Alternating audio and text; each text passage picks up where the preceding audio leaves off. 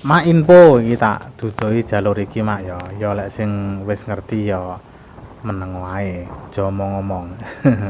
Dadike teko dua anak cukup dik kae sing idul kan arah Serang terus sampai teko JLS dan lain-lain sebagainya. Lek ngetan terus kan terus ngiri kan spot mancing.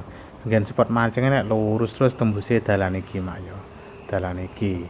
Iki dalane munggah-munggahan iki ya. Mbuh kene iki termasuk jenenge iki unggah-unggahan apa iki aku kok urung ngerti ngono lho mak ya. Ya engko lek sing ngerti njajal komen sapa sing eruh kene iki jenenge unggah-unggahan apa njajal engko sing ngerti komeno ngono ya.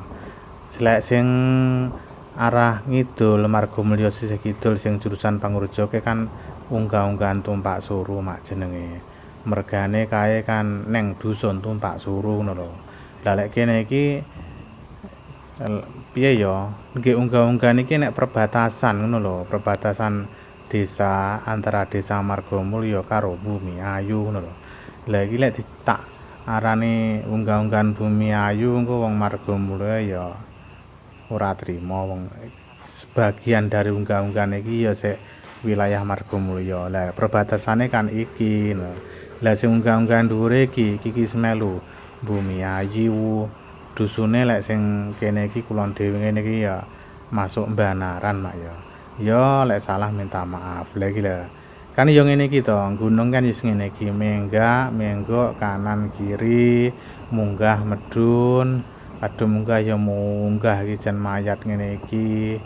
Pancen ya pegunungan ngene iki.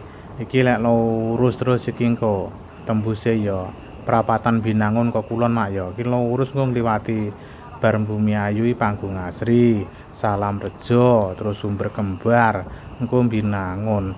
Lah Prapatan Binangun lek sing ngidul terus ngetan ku ya teko daerah Wates. Wates sing arah ngetan terus engko Donomulyo wis wilayah Malang ngono mak ya. Ya wis keadaane ngene iki jan sahdu ning kene. Ning kene wis jan sahdu.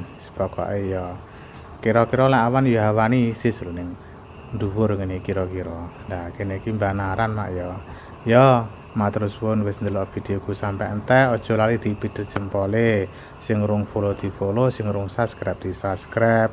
Luwih dibuka keranjang biyono dituku barange. Wis ngono marem aku, Mak. Yo.